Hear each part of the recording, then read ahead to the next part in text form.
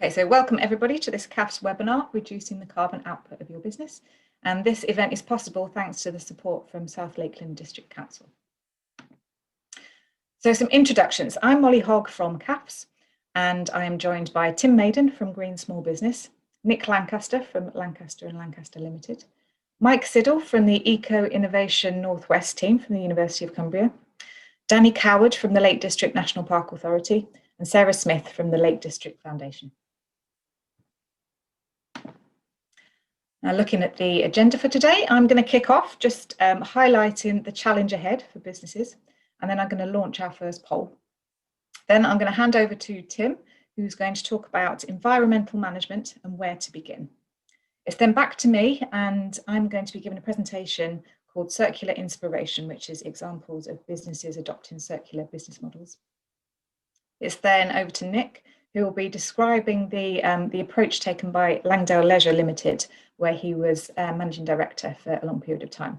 And his presentation is enigmatically named The Answer is 42, which I'm sure that will all become clear. We're then over to Mike, who will be describing the support that's available from the university to support businesses to innovate to reduce carbon. And then it's Danny and Sarah, who will be talking about the brand new low carbon Lake District grant scheme. I'll then be wrapping up with the second poll and highlighting some follow-up actions that you may wish to take, and I'll be managing the Q&A session. We're due to finish at 11:30, but nobody's in a rush to go, so if you have more questions than we've got time for, we can just roll on. Okay, so the challenge ahead. This cartoon you may be familiar with. It came out at the start of the first lockdown, and what it was describing was the fact that this massive threat of COVID-19 and the recession on the back of it was almost kind of blinding people from the even bigger threat of climate change, which is just a little bit further behind. The reason I've got it here is to, I suppose, first of all, remind us that that threat's still there.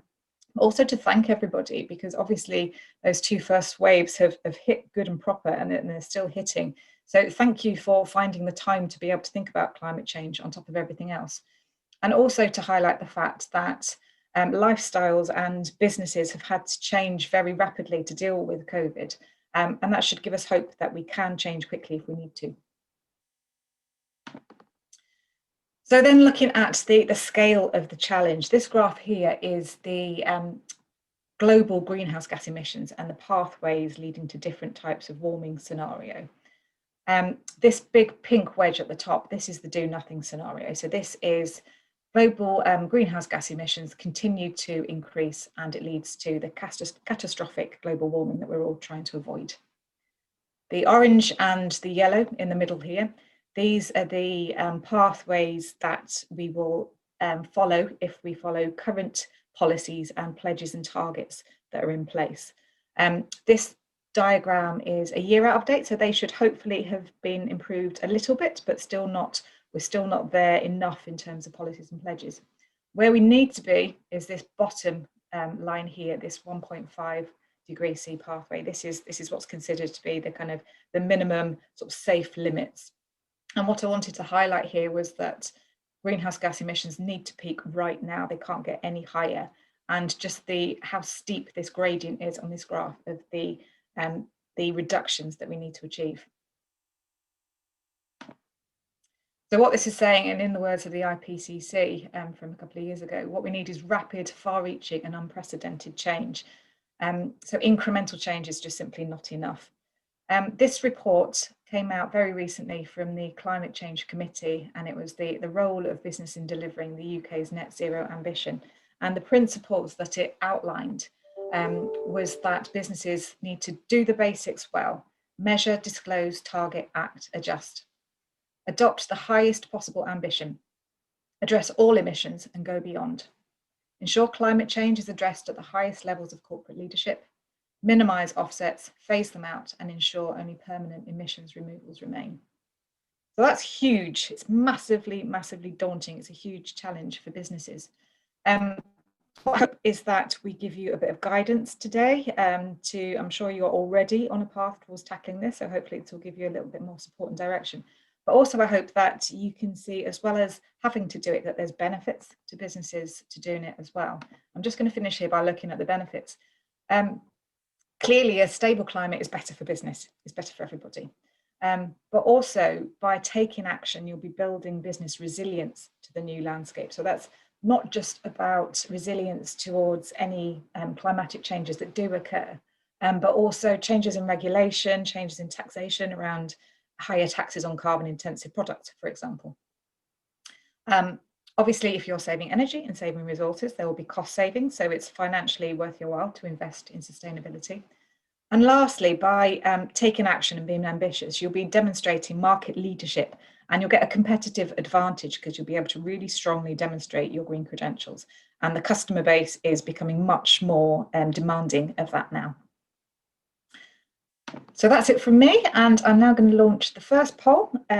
All you need to do is just click on the answer that you want to submit. There's 2 questions, and I'm going to launch it now. Here we go. So the first question is, how important is it to you to become a sustainable business? And the second question is, how confident are you that you'll be able to significantly reduce your business's carbon emissions?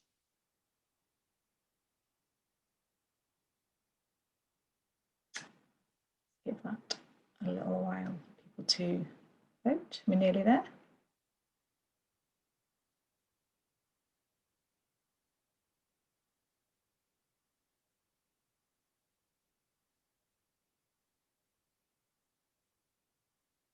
Okay, we're nearly up to everybody. A couple more seconds and I'll show you the results.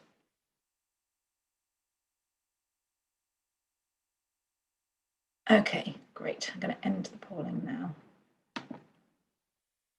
So hopefully you can see those results. So it's really pleasing to know that the vast majority of you think it's very important to become a sustainable business. And I guess you wouldn't be here if you didn't believe that.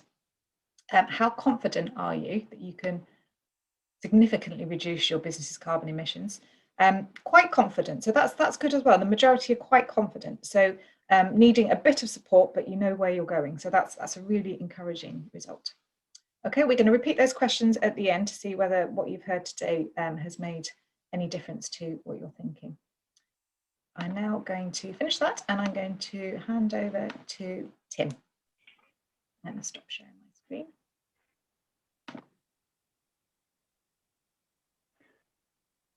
Thank you, Molly. And I will try and share my screen.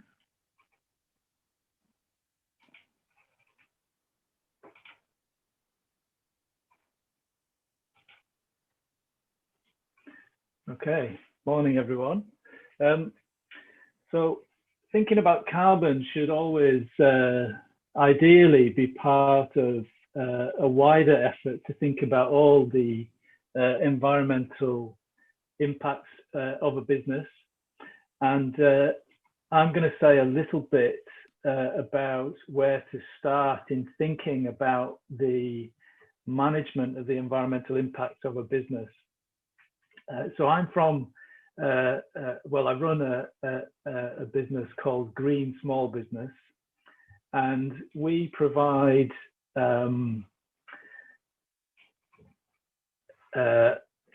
structure for small businesses specifically to think about environmental impacts. And we also provide independent certification for small businesses and organizations who are addressing their environmental impacts. Any of you who are familiar with ISO 14001 will know something about this.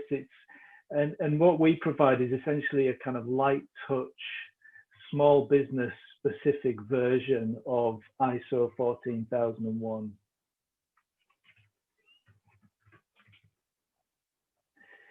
And we've now worked with a very wide range of businesses and organizations, some of them up on the screen there, from chocolate makers to bakers, to builders, to hotels, think tanks, architects, and all sorts of others besides.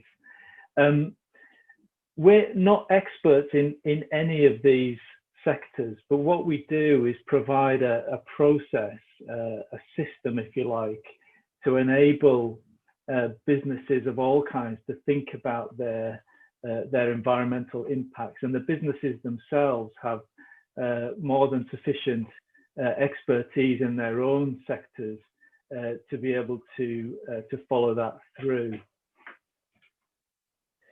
Now, I mentioned ISO 14001. This is the traditional route, if you like, to a more systematic approach to environmental management. You may be familiar with other ISO standards, perhaps ISO 9001, which is about quality systems. And ISO 14001 is the environmental management system standard. And businesses can be certified to that standard. And in order to achieve that, they have to put together an environmental management system that addresses all of the significant environmental effects of the business. And they're able to demonstrate continual improvement in managing those impacts. And as ISO themselves state, as you can see on the screen, there are potential benefits, not just for the environment, but for the business themselves in terms of gaining a competitive advantage and gaining the trust of their stakeholders and their employees. Now, ISO 14001 can work very well, particularly for larger businesses. And it can also work for smaller businesses, but for many smaller businesses, it probably fails on three counts. So complexity, firstly, there's a whole raft of documentation and internal systems that have to be developed. And in most cases, that's quite simply just disproportionate to the size of the business and the size and the scope of the environmental impacts that business generates. Secondly, in terms of the time that's involved, so putting together all of those systems and documentation requires a significant amount of time, and it has to be updated regularly, verified on an annual basis, and again, it can just be disproportionate and unattainable for lots of small businesses. And then thirdly, the expense. So the costs of reaching ISO 14001 can be fairly eye-watering at times. And as a result, this US-based study that I've quoted here came to the conclusion that systems like ISO 14001 are often ill-suited to many SMEs. And a wide range of alternative schemes and certificates have emerged in response to that challenge, including the ones that you can see here on the screen. Some of them are sector specific, like green tourism. Others, cover wider issues, social issues as well. So B Corp would be an example of that. And there's a whole variety of kind of levels of admin and costs attached to each of these different schemes. Green Small Business is perhaps unique in that it's solely focused on small businesses. It's very specific to that sector of the market. And I'm just going to explain a little bit about the approach that we adopt and the principles that we apply that will be relevant to all businesses. So I guess the first thing to say is that this is a very challenging area. Environmental management is very rarely at the forefront of the minds of business owners, which is why it's great to have so many people on this call today. And there are a number of constraints on small businesses, which perhaps explains why it doesn't get a higher priority. And we try to be responsive to those constraints. So business owners are often constrained in terms of time. Simply running the day-to-day aspects of the business can often be more than a full-time job. They often don't have lots of spare cash hanging around to invest in what might be considered kind of non-essential items. And a lot of businesses have very low awareness of or interest in environmental issues, although that does seem to be changing quite rapidly. And small businesses, finally, often lack the expertise to think through and respond to questions around environmental management. And there's a link to that. There's a shortage of tools to enable them to do that. So what we do with businesses is provide a really simple framework for thinking through the environmental impacts of the business. And what we try to do is to be comprehensive.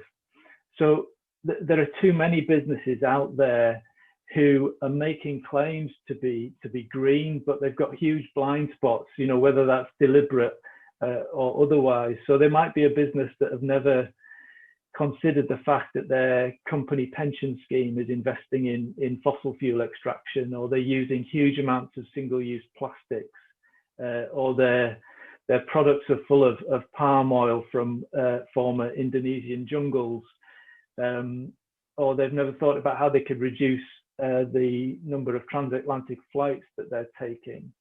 Now businesses can't always do something about some of those big impacts, or at least not in the short term. But what we insist on with Green Small Business is that they don't just ignore those impacts, even if it's just flagging them for sort of longer term action. So we have a systematic process, and it's really simple. It's on the screen there. So we start with activities.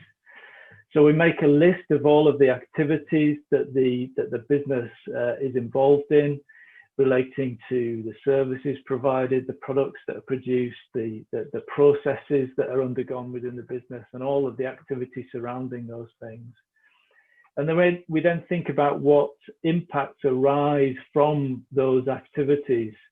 So that could be different types of pollution, different types of resource use, waste products, and there can also be positive impacts associated with some business activities.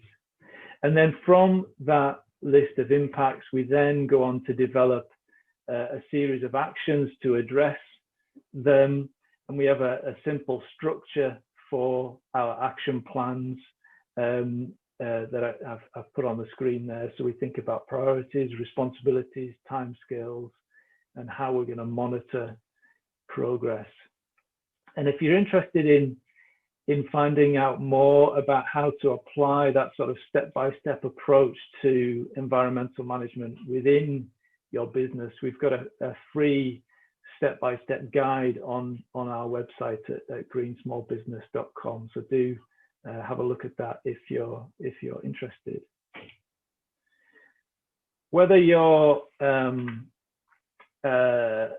already involved in some sort of environmental certification, or whether you're thinking about it, I've just put a few principles up on the screen here that I think will be useful, that we try to apply with all of the businesses that we work with. So a few keys to success. Firstly, be thorough, but focus on the significant impact. It's all too easy to get carried away when you're developing an environmental policy and an action plan. You know, it's good to be thorough, but particularly if you have a wide range of impacts, it's important to focus on the significant ones, particularly. So the emissions from your car travel or your air travel need to be given higher priority than the environmental impacts of the cleaning products that you use in your office, for example. So don't get hung up on the small stuff, otherwise you'll soon end up with an unwieldy set of actions. Secondly, be ambitious, but set realistic actions and timescales. That the issue that we often face is that businesses are too ambitious and they get demoralized and they lose interest. You know, it's fine to start with a modest set of ambitions, and you can then ramp that up if if you are able to as time goes on. Thirdly, keep it live. If you treat this exercise as a one-off, then it'll often just end up gathering dust on a shelf, and you'll soon forget about it. It's important to come back to your environmental management processes on a regular basis, perhaps a quarterly basis, and to monitor progress and to adapt it to changing circumstances so that you keep on top of things. Involve others if you can. You'll have a much better chance of success of implementing your action plan if you involve others in your organization, and you'll have a much better chance of making a real difference in the business if people are actually involved in the process of developing it. It's important to get it championed from the top. Fifthly, if you want to have an environmental action plan succeed, it's vital that you have the support and the backing of senior management. That's critical. And finally, use what you've got already. As you think through some of your environmental impacts, you may find that you've got some actions and processes in place already that you can incorporate and utilize as part of your environmental management system to try and make it as efficient as possible. Now, this slide feels a bit like a sales pitch, so apologies for that, but I was asked to say something about the support that's currently available from South Lakeland District Council for businesses that are based in the South Lakes. I should say, businesses can do this all by themselves. They can take a structured, systematic approach to environmental management all by themselves, and the free guide that we have on our website will be very useful if you'd like to go down that route, something we're keen to encourage. But we also provide a service where we work directly with the business, all remotely, I should say, via phone or via Zoom, to develop the environmental management system on their behalf, and then to provide certification of that environmental management system. And that's currently a little under £300 for that service. But given the challenging economic environment at present, we're currently offering a £100 discount off that fee. And then South Lakeland District Council, on top of that, are subsidising the fee to the tune of 50%. So if you're based in the South Lakes, for £49 currently, we can work with you to take those 3 steps on the screen there. So to provide a light touch but systematic review of the environmental impacts of the business, to then draft an environmental policy, an action plan for you, and then to provide 12 months Green Small Business certification for the business that you can utilize in your sort of marketing effort. And if you're not in the South Lakes, you can still get the £100 discount that's currently available. So if you're interested, drop me a line, and I can answer any queries, let you have the discount codes for the SLDC offer and the other offer. So do get in touch, and I'll hand back to Molly. Thanks very much, Tim. It's back to me now. I'm just going to share my screen.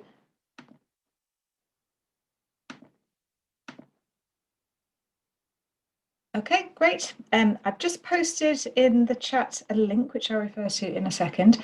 So my presentation is called Circular Inspiration, and it will provide examples of different businesses who are embracing circular economy models. It may not be immediately apparent how relevant these are to your business, or it may not seem realistic to go down this route. But what I'd like you to think about, please, while you're listening, is opportunities for you to take on board some of these aspects. So it might be whether your business can adopt similar models itself, whether there's opportunities to create circular ecosystems with your partners, and that's something that I'm going to explain a little bit more later on. Or it might just be that this is relevant to a particular aspect of your business, such as your premises or your fleets. Or it might be something as simple as working with circular businesses in your supply chains.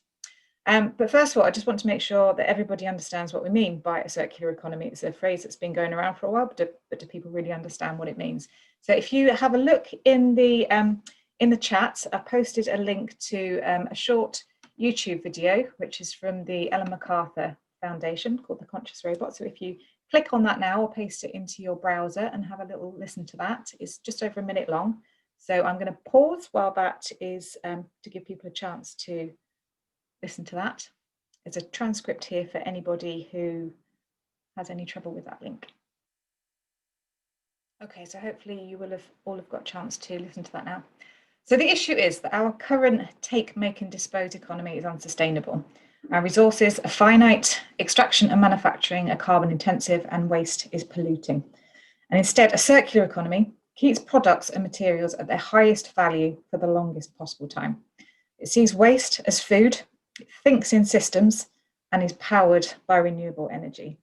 So I'm going to look at each of these principles in relation to the examples that I'm going to be sharing with you. And I'm going to start with the last one because it's the most straightforward and it will be familiar to everybody. So powered by renewable energy. The simplest thing that you can do, if you haven't already, is switch to a renewable energy tariff. You then might think about whether you can electrify your fleets, which would mean you're then making the most of this green energy that you've switched to.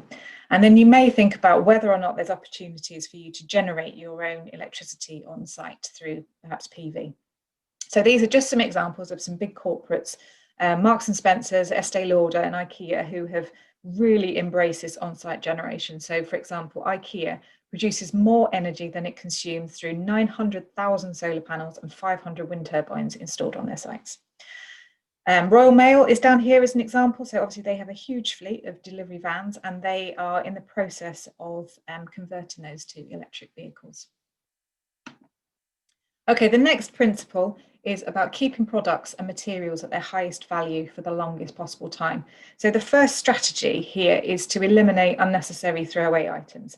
And obviously this has been in the news in recent years. It's been a big issue, particularly to do with the plastic pollution. That's also a problem with this. So some examples here, refill stores. So these are popping up all over the place. There is one in Penrith called Another Way. TerraCycle is also tackling this. Their Loop scheme, they work with well-known brands and they supply their products in high quality reusable containers that are then returned and refilled. And it's like kind of a revamp of the milkman model. And then there are products that have converted to a slightly different format so that they don't need packaging at all, such as Lush shampoo bars rather than liquid shampoo in bottles. The next strategy for keeping products and materials at their highest value for the longest possible time is take-back schemes so that products can be reused. So this is all about products that are perfectly usable, but they're just no longer wanted. So examples here are from Lego. They work in partnership with a charity called Give Back Box, and they take back and then donate unwanted bricks. Similarly, Curry's PC World, they take back old devices. I think it's any device, not necessarily ones that they've sold. And they refurbish them if they need refurbishing, and then they will sell them via their eBay outlet. The next strategy is products being designed for repair and upgrade. So we absolutely demand this of our cars because they're very expensive, and if something breaks, you want it to be fixed. You don't want to just bin your car, that would be ridiculous. But for some reason, we have grown to accept that a lot of items, and particularly consumer electronics, they aren't repairable and that they last for 2 years and then you get another one. So there's some companies here that are bucking that trend. Whitecroft Lighting and Egg Lighting are two companies that are looking at, rather than having to replace the entire LED light fitting, they have just developed fittings where there's just a small replaceable LED cartridge.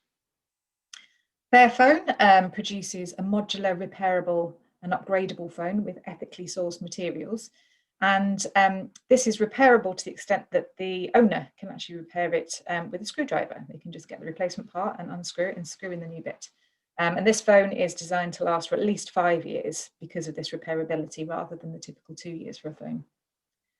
Similarly, there are a company called Gerrard Street headphones, which again, they're modular, they're repairable, upgradable. But there's the difference here is they are offered on a subscription basis.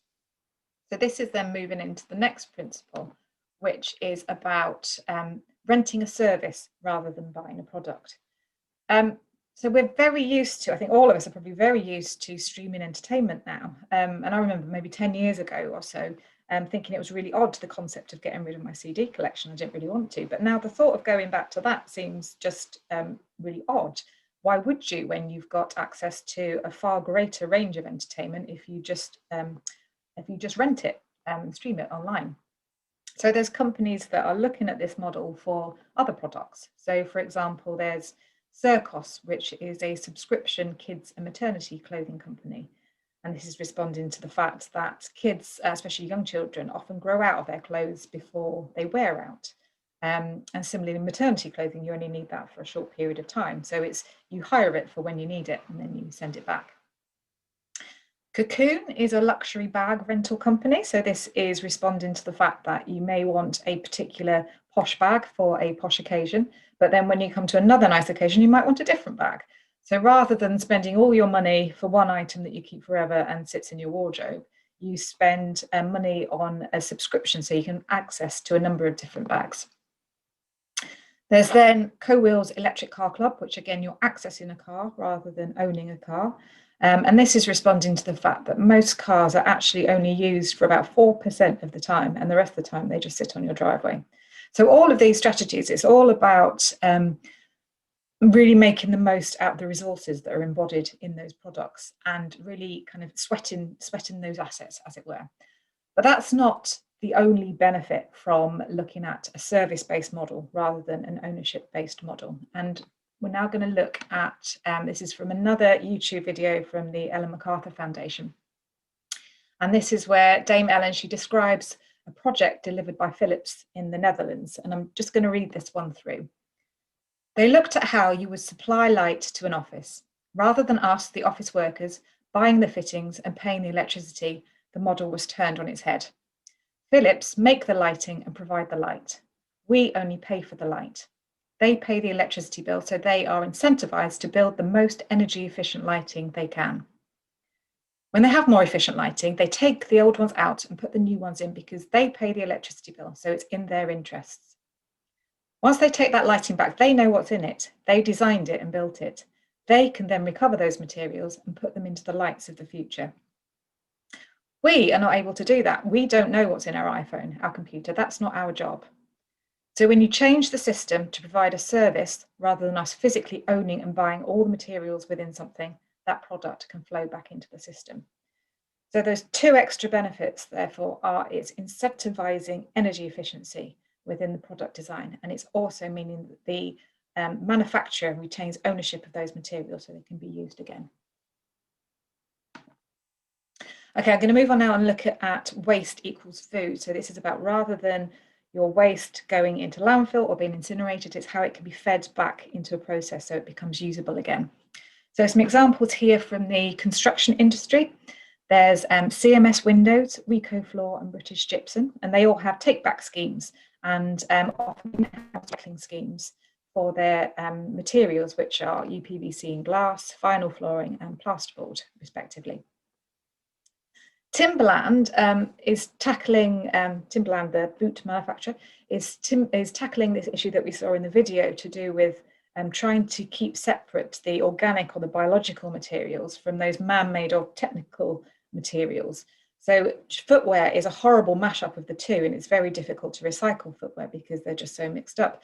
So these boots, these Earthkeeper boots, are designed for disassembly so that these different parts can be easily taken apart and they can take those back and then they can manufacture them into new boots. Toast Ale is a company that brews ale from leftover waste bread.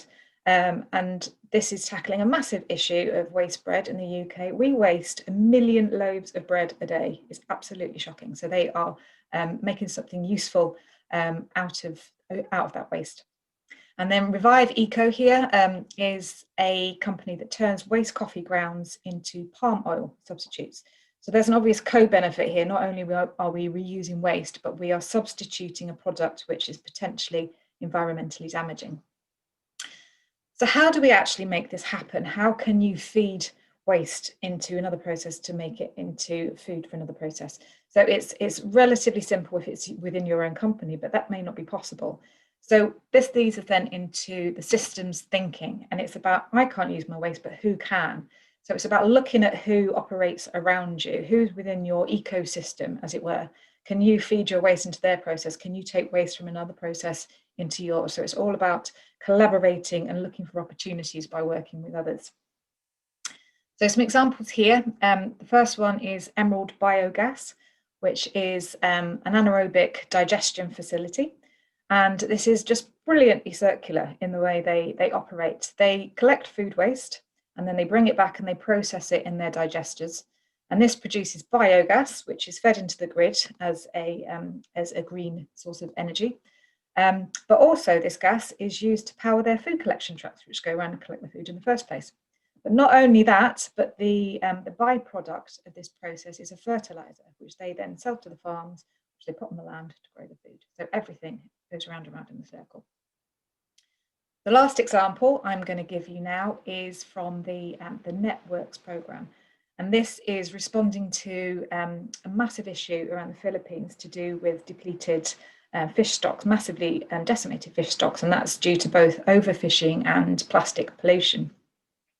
And the local communities rely on fishing for an income, so it's decimating their economies as well. What this program does is, instead of paying fishermen to fish for fish, they pay them to fish for discarded nylon fishing nets. Those nets are then recycled and turned into usable nylon by a company called Aquafil. And then that nylon is sold to Interface, who turn them into carpets. So there are benefits to all parties here. So the fishermen get an income, the seas get a chance to recover, and the fish a chance to replenish their populations. Aquafil and Interface get a steady supply of resources, and the resource that they're using has a much lower carbon content because it's recycled and it's not virgin nylon that's made from petrochemicals. So I'm just going to finish now on just talking about Interface Carpets here. They are a company that have been at the cutting edge of sustainability for many years, and I'm just going to finish on their mission statement. So this is going back to what I said earlier about ambition, and taking into account what Tim said, it needs to be realistic and you need to take a step-by-step approach. But in terms of setting your goal for what you want to achieve, I thought this mission statement really captured a brilliant aspiration for what they want to do. So this is their Climate Take Back mission statement. And they say, we will bring carbon home and reverse climate change. We will create supply chains that benefit all life. We will make factories that are like forests. We will transform dispersed materials into products and goodness. And that's it from me. Thank you very much. I'm now going to hand over to Nick. Good morning, everybody. So I'm Nick Lancaster. I spent 16 years at Langdale as the Director of Resort Operations and as Managing Director. For those of you who don't know, the resort has 2 hotels, a big spa, fitness and leisure, 100 self-catering properties and a pub. So we had a really diverse product range and a really diverse customer base and also staff base. So I've got about 10 minutes to talk to you about what we were doing, and a huge subject. So I'm going to try and explain our sustainability journey, which has a real focus on climate change. I'll explain it as to why we started, how we did it, what we did, and a little bit about leave you some thoughts as to what we might do in the future, or what you might do in the future. As I say, it's a very brief look, so I'm quite happy to take questions and open conversations outside this forum later on, and I'll provide any links and kind of information as well. So why did we start our sustainable climate change journey? Well, back in 2007-8, the company lost just short of £500,000 on a turnover of about 5 million, and was running on a bank overdraft. So we were in dire straits. We needed to do something to survive as a business. So initially it was the commercial benefits that were the driver for change. It was financial prudence and basic business efficiencies that were our priority. That sounds like our start, but I should point out really that Langdale has a history of seeing these sorts of issues and trying to do something about them. Langdale was partly responsible for the foundation of the Tourism Conservation Partnership, which latterly became the Lake District Foundation. So sustainability is in Langdale's DNA, even if by 2007 we'd kind of forgotten that. So we took a long, hard look at both our product and our cost base. We needed to generate more sales and save money without impacting upon the guest experience. Both of those were pretty mediocre at the time, so we certainly couldn't afford to make things worse. This examination of our costs and the way we did business was a return to basics, and in the process we rediscovered the company's original ethos, and that's sustainability. So how did we go about all of this? We started to look at anything and everything. We started with some really basic stuff, but really don't underestimate that. That acts as a statement of intent to people, both to your customers and to your staff and your teams. So we started with some small things. We went back to things like placing energy saving stickers on light switches, computers, back of house areas, all those sorts of things. Because low energy products are absolutely brilliant, but actually no energy is far better. So if you can turn the light off, it's always going to save you money and also protect the planet. So it was lights in offices overnight, corridor lights, cupboard lights, bedroom lights that were left on before guests came in, TVs on standby, heating and lighting in empty areas, all those sorts of things. But we also encouraged our maintenance teams to install or to shift to low energy products such as light bulbs. And in 2007-8, that was compact fluorescent rather than LED. So times have changed and things change. But we also started to look at the products that we had. And as we started to refurbish our product, we started to adjust it and put in some better low carbon and environmentally friendly products. So within the swimming pools, we installed UV treatment for our pool disinfectant, which helps reduce the chemical use in the pool, which doesn't seem like an obvious choice, but actually that reduces the amount of times you need to backwash the pool. So the amount of new water you introduce into the pool, which means less energy to reheat the pool. So it became about saving money and about saving carbon. In 2009, we installed our first biomass boilers. Biomass was cheaper than LPG because it was sourced from the local area, and it was also sustainable. You have to replant trees the way you fell them in the UK. But that does mean it's low carbon. At the time, we used about 600,000 litres of LPG a year, which is a colossal amount. Langdale now uses around a half of that figure. Now, biomass isn't for everyone. It needs a solid, for that you can read high heat load to work well. Swimming pools and staff accommodation are ideal. Both take up loads of energy.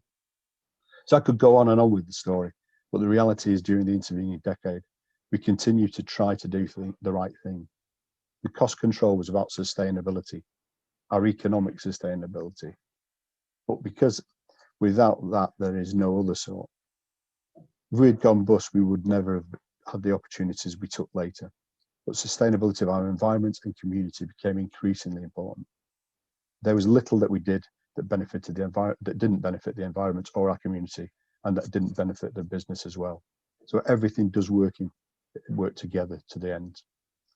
The most important shift was to try to embed the conversation about sustainability, and particularly the environment and climate, in our decision making, and to try to engage people with that conversation. As we redeveloped the site, we tried where possible to reduce the impact we and our guests have. If you go into Brimstone, which is the biggest development we did in the kind of time I was there, it is fully air conditioned. That's about luxury. That was our product. However, air conditioning is attached to the doors and the fires.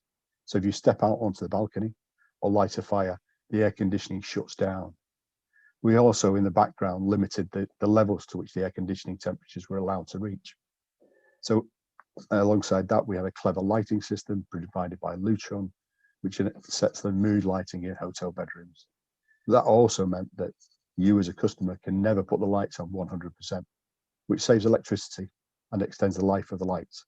So again, it's a real benefit. But we did also try lots and lots of other things. We've tried autonomous vehicles, solar energy, hydro from water wheels, air source heat pumps. We installed the first electric charge points in Cumbria, and they've recently added more. We did electric car hire, bike hire, recycling, reuse via eBay and local charities, infrared cameras for heat loss, remote fridge monitoring. The list goes on. It's not endless, but it's extensive. And it wasn't always successful. So not everything we did worked, I promise you. For anyone interested, I have put together a list and we'll push that out to people who are interested. So what was the result of all of this? Well, I said we started with the commercial aspect. Well, 2019 was the best year the company had seen, both in terms of revenue and operating turnover. So we doubled the size of the business since 2007, and we were in a much stronger position. But where does that fit into low carbon agenda? Well, in 2008, we had been approached by Lancaster Environment Centre to take part in a student project. The project was a detailed carbon footprint, which was carried out by what became Small World Consulting, Mike Berners-Lee. It highlighted where we were trashing the planet expensively and relatively low cost. But by 2019, the carbon footprint was almost identical in size. However, you've got to remember that the business had doubled in scale. So we were reasonably pleased with that, but it does mean there's still lots to do. So I did mention 42 as the title of my speech talk. 42 is famously the answer to the ultimate question of life, the universe, and everything. But even knowing that doesn't help you when you want to know what's the best thing to do to save the planet. And my answer isn't quite as simple as 42. What I would urge you to do is to get on with it. Initially, don't spend too much time worrying about your carbon footprint, because I can assure you it's just too big. It's very simple. If your house was burning down, you would expect the fire brigade to arrive and start putting it out. You wouldn't want to get bogged down in a discussion about how large the fire was. You know it's dangerous, you need to get on with it and do something about it. Climate change is very similar. We just need to get on with doing things about it. And then we can understand the measurements along the way. There is a real need to start and refine as we go. We don't have the perfect answer. We don't know what 42 looks like, but we do have some good starting points. You can start to make a difference very quickly, both to the climate and also probably to your bottom line. A couple of really small examples.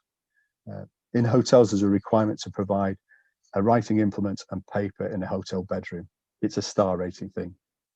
So we adopted a pencil and loose leaf paper holder because when the pencil stops writing, you can just resharpen it. You don't need to throw the little plastic pen away. And customers take a little bit of paper rather than just taking the whole pad. So it's a really nice, easy, simple way to do it. Menus are another great example. Take a look at food waste. If you have food waste, there's no good story behind it. It is either waste from your kitchen or perhaps worse, waste from the plates. If it's from your plate, there are two things that are probably wrong. It's either that the portion is too large or customers don't like your food. It's fairly simple. But if you look at the WRAP organisation, they'll value food waste at about £5 per kilo. So wasting food is wasting money. You should try weighing the waste food, just for a couple of weeks. So you can see just how much food you waste and how much money you're wasting. But what you will see is that over that 2 weeks, the food waste, especially if it's weighed by your kitchen team, will just come down in numbers to the point where occasionally it will just disappear. And that tells me something about people and the kitchen teams. They know that there's something not right there. They understand that they shouldn't really be throwing it all away. So that's about people. So don't be afraid to to bring people into the conversation. Talk to your customers, to your staff or your peers. Most people are now really understanding and supportive of a need to take action. Most people just don't know what to do or how to do it. This issue can sometimes be seen as too large or too complicated for them to grasp. But actually, we can all make a difference, and encouraging them to make that difference and to act is really beneficial to us all. And people on holiday are particularly willing to try different things, and frequently will take those ideas home with them. So try listening to your team and customers. You would be surprised about how passionate they are. So it's probably about time for me to wrap up, but a few parting thoughts. So why did we start? It was really based upon a sound commercial decision. And how did we get there? We did small things, but we constantly improved the scale and ambition of our actions. And at some stage, started to measure the impact of those actions as well. And what did we achieve? Well, we progressed across the whole width of the sustainability agenda, both including profit, the community and the environment. And what can you do? Well, you just need to get on with it. And I would also say, just never forget that it won't ever be finished. Langdale's been at this for 10 years. And actually, what it really needs to do is go back to the beginning, start again, and just improve on what they did yesterday. That constant improvement, that constant review will in the end bring us some success in this field. So thank you for listening. Back to you, Molly. Thanks very much, Nick. That was fantastic. It's a fantastic example, real life examples of a business that's been working really hard. I'm going to hand over now to Mike, but just apologies, I didn't introduce Rachel right at the beginning of this webinar.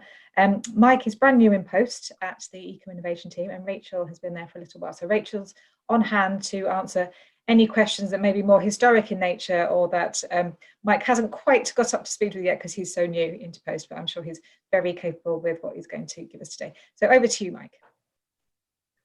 Thank you, Molly. Yes, that saved me a job. I was about to introduce Rachel here. But yes, good morning, everyone. Thanks for CAFS for inviting us along and being part of this really important discussion. It's great to have so many businesses involved who clearly recognise the great need for us all to reduce our carbon output. So yeah, as Molly said, my name is Mike Siddall. I am the project manager for EcoI Northwest, a project that's based from our perspective from the University of Cumbria, and is utilised some European Regional Development Fund funding to provide the support that I'm going to outline through this presentation. So what I'm going to talk about is a really great opportunity that we're offering to support SMEs through research and development support from universities. So this support really builds on some predecessor programs. So a number of programs that were set up across Cumbria. Some of you may be familiar with Eco Innovations Cumbria. There are similar projects in Manchester and Lancashire. Now this program that I'm going to talk about today, EcoI Northwest, is now live and running till mid-2023. So despite Brexit and our exit from the European Union, this funding will continue, as I said, until 2023.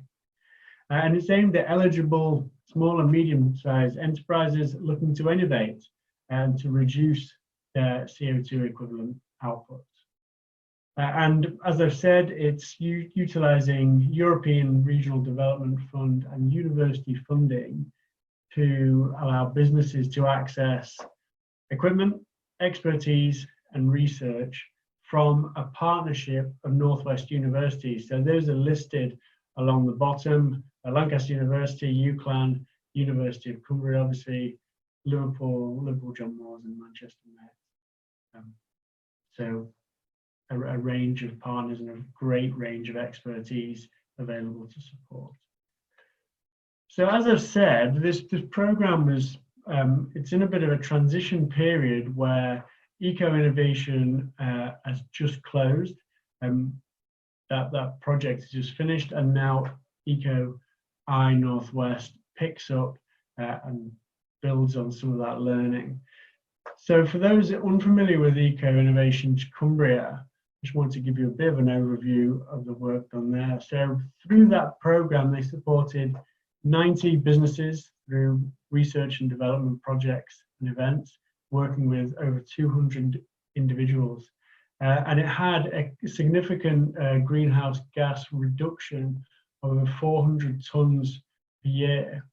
Now that I like to get some measurables here. So that's 400 hot air balloons, but in terms of equivalences, that relates to the life output of a child born in the UK today, or the equivalent cost of a swimming pool being built and the lifespan of that swimming pool. And I've got some more examples, in fact. 12 Range Rovers, 12 brand new Range Rovers, or 40 return flights to Hong Kong from London. So a significant saving.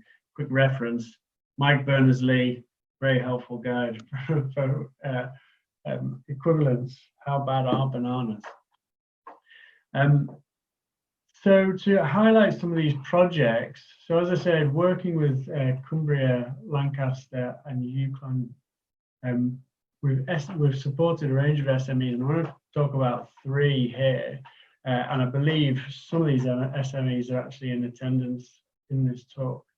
So the first one I'll point out is Dale Foot and Jane Barker from Dale Foot. We worked with those guys who create peat-free compost. As we all know, peat has a valuable role in CO2 sequestration and absorbing some of that atmospheric CO2. So they use sheep's wool and other products to create a sustainable form of compost. However, they were aware that their packaging, they use plastic packaging, and obviously there's significant environmental impacts of doing that. So they got Eco Innovation support and had an intern work with them to research alternative uses of packaging, and did a really helpful bit of research to identify a number of different ways forward for them to change their product to be more sustainable. We also worked with Jane Exley from the Woolly Rug company. They make handmade rugs from Herdwick sheep, and as you can see in the middle, a very nice product. However, they were aware of the impact of dyes and the chemical uses in the dyes that they use for their rugs. So we had some research support from an intern looking at alternatives and where they can change their practices to be more sustainable and have less of an impact. So they actually figured that the use of more natural colours and more natural products did that for them. And then finally, the one I'd like to point out is this active pair on the end. So Apple Design and Douche Sport, a chap there, Simon Plumbridge, he was keen to make some sustainable activewear, and he worked with an intern from Eco Innovations Cumbria to look at new materials for activewear, more sustainable choices, and also worked with them to develop a recycling plan for their processes and their manufacturing. So as we all know, textile industry is considerably wasteful and has implications on its inability to be recycled. So they worked there to do some further research and made some positive changes to their business model. So moving forward with Eco I Northwest, as I say, into the new iteration of the project, this new form builds on that learning and pulls in some more partners together, so more partner institutions.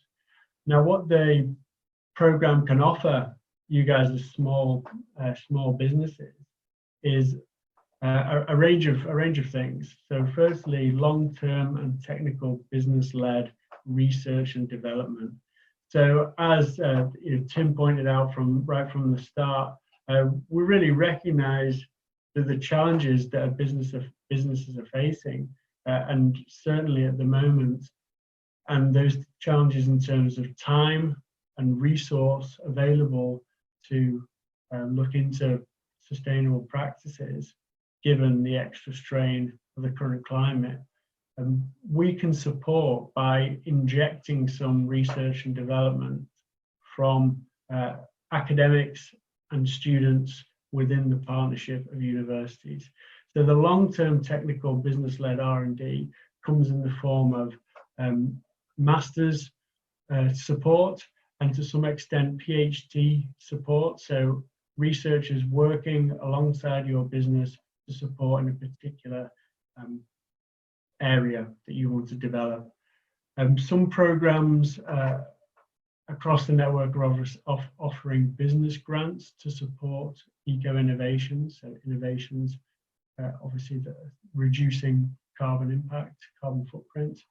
We're going to be offering a range of workshops and events that are free for SMEs to attend, and these workshops and events will be about sharing best practice along with having experts input on ways and means to reduce your carbon inputs. And finally there, we can offer support from students through student projects and internships.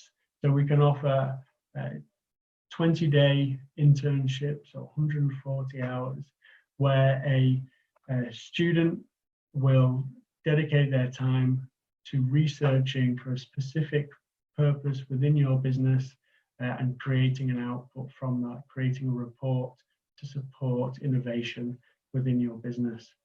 Now, as you can see along the bottom, there's a number of icons, and this kind of gives an indication of some of the scope that the project looks to support.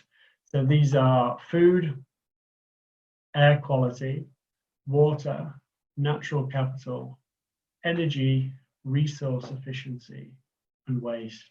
So a really broad support that we're able to offer. At this stage, we're really keen to hear from businesses who are looking to access some of this additional research and development the program can offer. So as you can see, my contact details along the bottom there, and we're really keen to hear from you and discuss how the project can support your business specifically. This program is business-led, so it is working with businesses to look at your specific needs and then building research based from that. So yeah, thank you for listening, and we look forward to hearing from you. Thank you, Molly. Thanks very much, Mike. That was very useful to hear about. Thank you. I'm now going to hand over to Danny and Sarah, who will be delivering our last presentation. Thank you very much, Molly, and thanks to everybody for joining us today on this Tuesday. I'm Danny Coward. I work for the National Park Authority. My role's the Low Carbon Coordinator. I'll tell you a little bit about the Low Carbon Lakes project.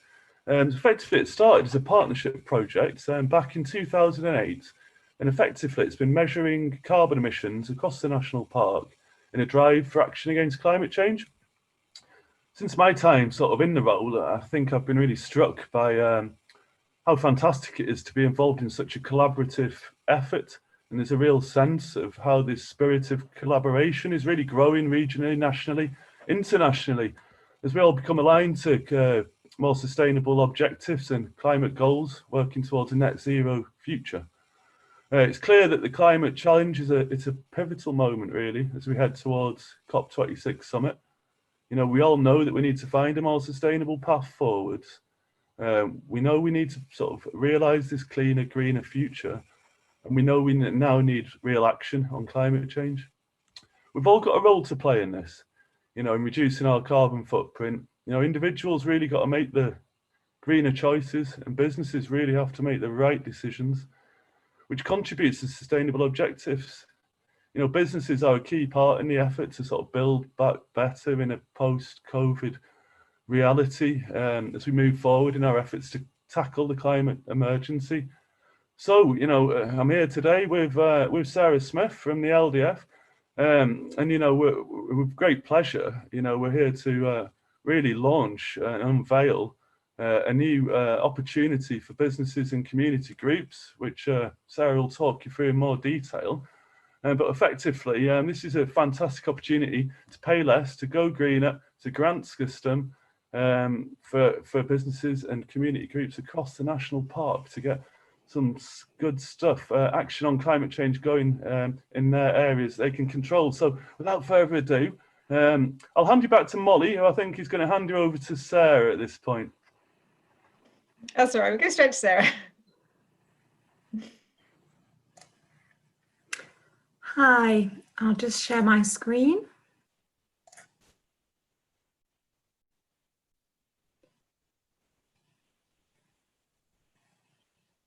Can you see that there? Not yet. Any good? Yes. Okay, great. So thank you, Danny, and thank you, Molly. I'm Sarah Smith, the Operations Manager at the Lake District Foundation. So I can see we have some of our supporters and even our founders here with us today. But for those of you who haven't heard of us, our purpose is to raise and distribute funds for projects that align with the aims of the Park Partnership. So you may have all seen this before, but the aims of the partnership are that the Lake District is a place where a prosperous economy, world-class visitor experiences and vibrant communities come together to sustain its spectacular landscape, wildlife and cultural heritage. So with that in mind, I'd like to share with you today a grant scheme that will be available for small to medium enterprises and constituted community groups who want to reduce their carbon footprint. Now it still is in development and we're waiting for a final sign-off from the funder, but there are some things I can share with you today, so I hope that it's useful nonetheless. So the provisional details that we know so far are that we will be able to fund 50% of the cost of a project up to £20,000. Now you'll need to fund the project yourself and then claim back the costs at the end of the project. However, we can support a wide range of businesses across many sectors. So it's great to see such a range of sectors here today. And geographically, it's available to businesses who do some work within the park. You don't need to be located with all of your business within the national park boundary, just that some of your work or some of the project that you do will have an impact upon the park. So it could be that your customers or your users are in the park. Now, projects will need to commence within 6 months of funding being agreed. So it's ideal for something that you've maybe been thinking about and starting to research, and also for projects that will be completed within 12 months from when they start. Similar to what we just heard from Mike, the funding will go on until mid-2023. So we're hoping that we can open for applications in March or April 2021, and there'll be rounds throughout 2021, so there'll be plenty of opportunities to apply. And we'll start the process with some basic eligibility checks and expressions of interest building up to the full application, so there's plenty of chance to ask questions and get feedback about your project as we go along. So please bear in mind also that if you have received European funding recently, there will be limits to how much you can apply for, but I won't go into the details here. Please get in touch if you think this is the case for you. So what can we fund? Now we need to fund projects that will reduce the carbon footprint of your business or community group. So you will need a baseline carbon footprint or some management plan to know where your current use is. But I equally agree with Nick that you'll have a carbon footprint and it's good to do something. So it might be that you've got your carbon footprint, but there's also a passion project within the business or the group that you want to kickstart. So we know that measuring is important, and if this is your first carbon reduction project, maybe the baseline carbon footprint will help you decide where to start.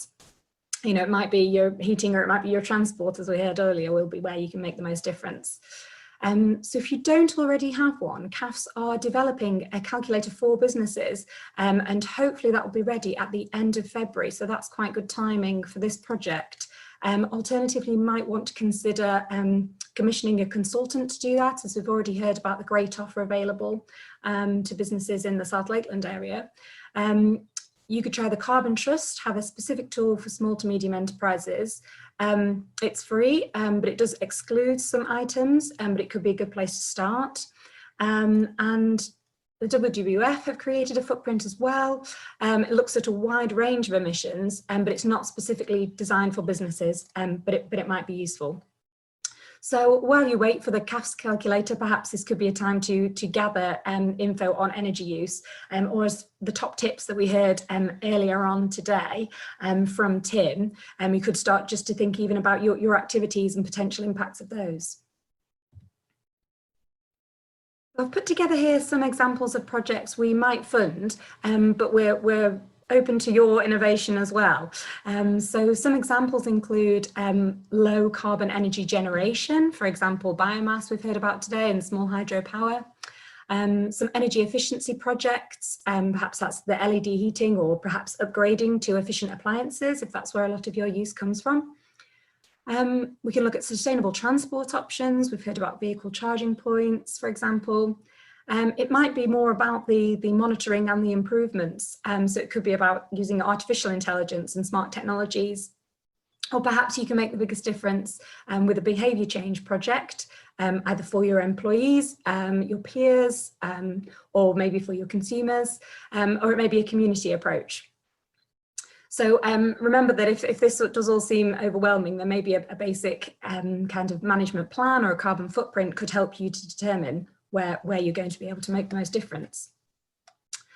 And we know that embarking on new projects can be daunting, and there'll be practical challenges, of course. And with this in mind, Danny's working on creating some case studies of businesses and groups that have already gone through this process and similar projects.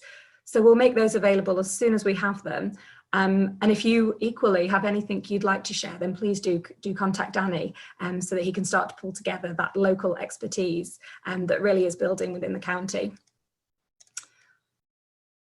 So the last thing I'd like to highlight is that we know that we face uncertain times, and in some ways, you know, the timing of this scheme isn't great, but equally it could be a chance to build back better. So with this in mind, we'll aim to be as supportive as possible throughout the whole process. We'll support you, point you in the direction of helpful resources, like-minded businesses, hosting meetups, probably not physically, between businesses who are also taking part, because we really want to continue to have an impact beyond the lifetime of this project too. So it could be that this is your first step on your carbon reduction journey, or you could be well seasoned in this area and have something to share. So this really is a chance to access significant funding for projects and make a real difference to the sustainability, environmentally and financially, of Cumbria at this time, and help us to build back better and create a greener future. The next steps, I'm afraid that I can't say apply today, but I would say please get in touch with Danny if you want to share anything, or if there's anything that you'd really want to know, and we can start to find that information. Start collecting your data and thinking about your own carbon footprint, because we will need to know your baseline when you apply. You can email me at grants@lakedistrictfoundation.org if you have any questions at this stage. But the main thing, to make sure that you're notified as soon as the fund is available, please sign up to our newsletter on the Lake District Foundation website under Apply for a Grant. So that's everything from me today. It's been great to hear from so many inspirational local businesses and local knowledge that we have here. So hopefully this is an additional resource that will help us. Thank you. Very much, Sarah. Okay, that's the end of our presentations for today. I'm going to now launch our second poll. And we've just got a recap on the initial questions, just to see whether from listening to us you've changed your opinions at all, and then a couple of extra ones. So I'm going to launch that now.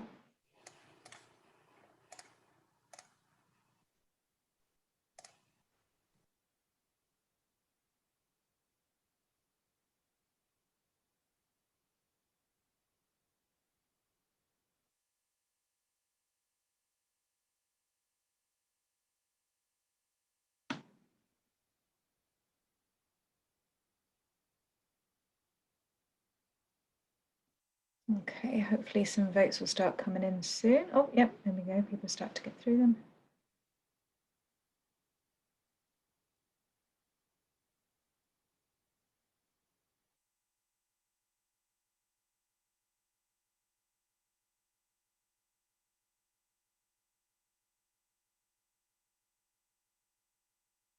Yeah, about, oh, rapidly going up now.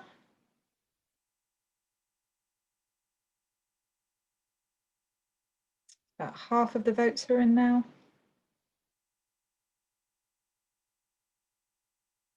I do apologise. I think the wording on the second question isn't quite right in terms of how confident are you, but if you just read that as very confident or not very confident.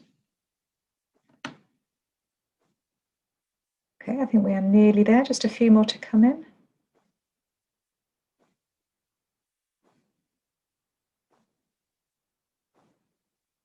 Okay, I'll just give it 5 more seconds and then I'll display our votes.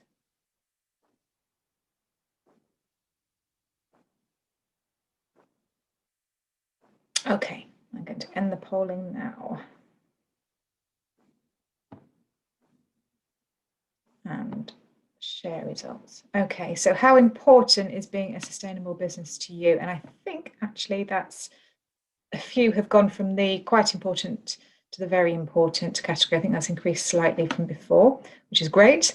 How confident are you about significantly reducing your business's carbon emissions? I think that's gone up a notch. Apologies again for the wording on that one. We haven't quite translated the wording properly on the answers, but it looks like confidence has increased a bit as well, which is great.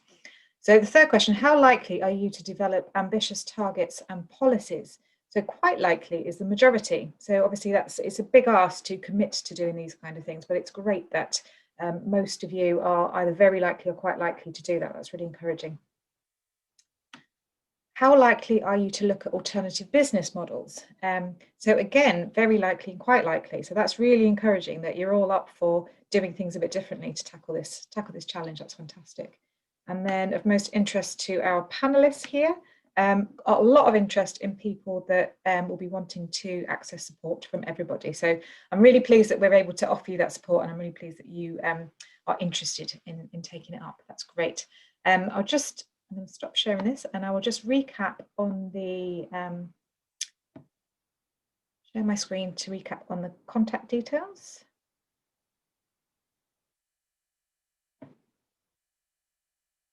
Okay, hopefully, can you see that there? So these are just the follow-ups. So the email addresses for everybody you've heard from today. So please do get in touch if you want to follow up on any of the support that's been offered for you today.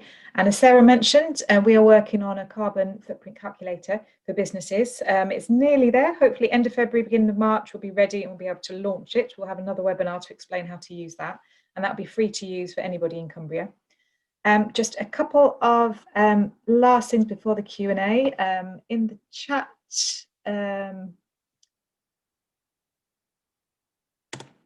I've just posted a link to our feedback form. It'd be great if you could fill that in for us so we can get some direction for future events. And also, CAFS, just to remind you, CAFS is a charity, so if you are able to give us a small donation, that'd be most appreciated. This event was funded by South Leighton District Council, but it just helps us to keep going and expand what we can offer. I think that's the end of that. I'm going to move on to the Q&A. We've only got 8 minutes left, but as I said, no one's in a rush to dash off. So if there are questions, we're more than happy to stay and to answer them. So I'm going to stop sharing my screen. I'm going to open the Q&A box. I can see that Nick has answered one already about somebody who was asking for his list of actions that they implemented at Langdale, and he's said very happy to, and has provided his email address, which was also on the slide. There's a similar question from Elizabeth Moss, who's also after Nick's list of actions, which, yep, great. If you email Nick, then he'll pass those on to you, or we can send them out because we've got all of your email addresses through the registration, so we can do that. Next question from Graham. I recognise business and individual both have roles to play, but how can we tackle situations where they clearly do not match in values or action. For example, leadership in an organisation flying across the world for holiday leisure. Should business try and influence employee personal behaviour? Anybody would like to tackle that? Perhaps Nick, maybe, from having run a large business? Thanks, Molly. I'm quite happy to tackle it. I worked in a tourism business, and inherently tourism, if you want to save the planet, don't go on holiday, because it's something that isn't an essential. It's a luxury item. So actually, it's served me very well. Thank you very much for the past 30 odd years as my main employment. So I'm not about to scrap the tourism industry, but I do think we've got an obligation to make how we operate as environmentally friendly as possible, be that low carbon, be that about the environment in terms of the natural environment, or so on. So I think that as a business, we have an obligation to do something about that. I think that it automatically influences your staff and your customers. If we don't present alternatives that are aspirational and that people actually want, then why should they come to us? So it's a bit about our product, but influencing people is absolutely fundamental to how we succeed.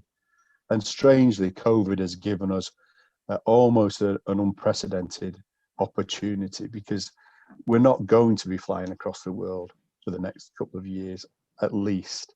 And so by presenting low carbon, really good value and really great experiences now, and thinking about those for the next few years, I think we can build a market moving forward. So I think we should be influencing. We should be trying to influence our bosses, our staff, and our customers. I hope that answers it. Thank you. Thank you, Nick. Is there anybody else wants to say anything on that one? Molly, I'd say a few words. I think there's a kind of legal aspect to the question, isn't there? In the extent to which a business can put policies around their employees' behaviour outside of work. And I'm not a lawyer, so I don't want to get into that aspect. But I do know that there are businesses out there that, with the permission, the buy-in of their employees, have adopted that kind of flight-free policy, both inside and outside of work. So it is possible. Yeah, okay, thank you. I'll just add from a CAPS point of view as well, we are starting to deliver more and more carbon literacy training, and that is a great way of, or if you don't know what the term means, it's basically educating people about the climate impact. And it's a great way of working with your employees to really get them to understand what the issues are, and then as a result of that, they automatically want to do something about it. So that's a good way in. A quick one, Molly. Yes, Danny. Yeah, my view on that is like the best leaders are the best sort of role models, really. So, you know, a great leader is a great role model. And you know, I think it's only right for a great role model to sort of lead in the right way, which inspires the team, really. So, yeah, I suppose you've got to ask the question, is it the right thing to do for a role model to be flying across the world on a fancy holiday when could go a little bit closer to home? Yes, well said, Danny, thank you. Okay, we'll move on to the next question. Tracy, I'm trying to submit my vote, but it won't go. Apologies, Tracy. We've missed the opportunity for that now, so apologies that you couldn't participate. Next question from Chris Hodgson, who I know very well. Can you give us your views on carbon capture schemes? What role can they play in supplementing carbon reduction schemes? And are they something we should be looking to promote or actively avoid? Come in on that one. Silence. Have you got any thoughts, Tim, on carbon offsetting? Yeah, I mean, I think our understanding of carbon capture and the technologies that form part of that rather broad term is developing all of the time, and carbon capture therefore is increasingly exciting in terms of what it can deliver. But I think both with carbon capture and with carbon offsetting, the message I would want to put out there is that they should never be an alternative to carbon reduction. They should be a plan B, a last resort. And we can't fix the climate problem through carbon capture or carbon offsetting. We have to start with carbon reduction. would be my kind of simple message in response to that question. Would you say, Tim, that it's something that you can do now, you can offset now while working on your carbon reduction plan? If you can't implement your plan immediately, would you say it was valid to offset with a view to ramping that down as your carbon reduction ramps up? Personally, I absolutely encourage that with the businesses that I work with.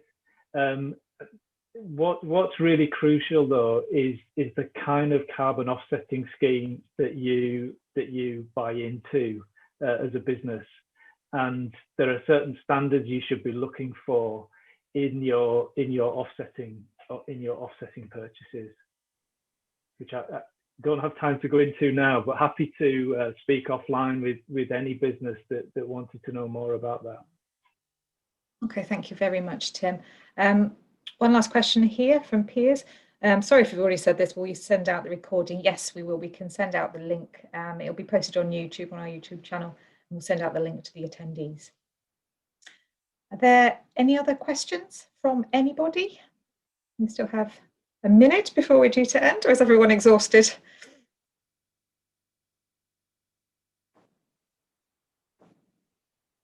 Nothing coming in? Oh, yes, we have a question from Phil. My question relates to transport. I'm interested to hear the views of the panelists on how businesses, LDNPA and other stakeholders should move forward to mitigate the use of private vehicles in the LDNPA. Danny, do you want to start on that one? I'll have a go. It's a big question. You know, we're quite a rural landscape with sort of dispersed communities, and inevitably there's going to be, you know, an amount of vehicle use in across the national park to get about. It's just the reality of the situation. However, you know, we are working hard in terms of like creating a more sustainable tourism model, ensuring that public transport is sort of linked up across the area, and encouraging people to hit the tracks and use the boots and you know, utilize those walking trails on days out, which is great. You know, but ultimately, you know, vehicles are a part and parcel of just how you live in the Lake District, really. You know, thankfully, you know, there's a lot going on with regards to decarbonisation and electrification of vehicles. You know, and we've taken some big moves to sort of introduce lots of EV charging points, you know, so it's a bit of chicken and egg, and we think that we're building a structure to sort of enable much more electric vehicles. That's one of the sort of the main points that we've been focusing on. So I hope that goes some way to answer that question. I know it's quite detailed, and I'll pass it back to you, Molly. Okay, thank you. Anybody else got any comments on transport? No, doesn't look like it. Okay, we'll move on. Thank you. Next question from Mark. How strictly are you keeping the initiatives you have spoken about to Cumbria? Our business is in Lancashire. So I can answer first in terms of our carbon calculator. I said it's available in Cumbria. It's also available in Lancashire. That's the one exception to kind of our main operating area. So you'll be able to use that. Danny and Sarah, I think, Sarah, you mentioned about as long as you operate within the Lake District, as part of your business operates in the Lake District National Park, you'll be eligible. Is that right? Yeah, that's currently the criteria. I will look into it though, but for now we will have to restrict that to activity within the National Park Authority. And what we could say is we could share anything to do with the business network, joining up with like-minded businesses. That could certainly be extended to Lancashire. And Mike, do you offer the support to Lancashire as well? Yeah, as mentioned in my presentation, I'm responsible for the Cumbria element of the programme. However, EcoEye Northwest spreads across the Northwest. Colleagues at UCLAN have projects running in Lancashire along with colleagues in NMU. Sorry, the name of the question came from. If they can't find anything online, which you should be able to, they're welcome to email myself and I can signpost it over to the relevant colleagues. Great, thank you, Mike. And Tim, your discounted support, presumably the discounts, there's the discount from the subsidy from South Leighton District Council, which is presumably within the district, and then your kind discount you're offering for COVID, would that be available? Who would that be available to? Available to anyone on this call if you email me. Yeah. So, yeah, so business in Lancashire, listen to this call, email Tim. Okay, fantastic. Thank you. Yeah, please do that. I don't have any more questions coming in at the moment. Just check on the numbers, see whether people have, we've still got quite a lot of people on the call. Is there any other questions from anybody before we sign off? Just to highlight the link that Graham put in the chat there to Climate Perks, really useful website for people looking at travel policies. Okay, I'm just going to actually share my screen one last time for the email contact details.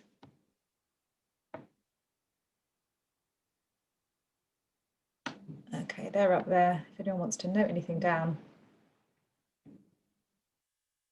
And just one last reminder, if you could fill in our feedback form, that would be most helpful. That's in the chat. And I think we might wrap up there. Thank you very much for attending. I hope you got something from it. Thank you very much to all our panelists for all your time and all the informative information that you gave us. That was really good to listen to. Thank you. So yes, and we'll hopefully see many of you at the next one. Thanks very much. Goodbye.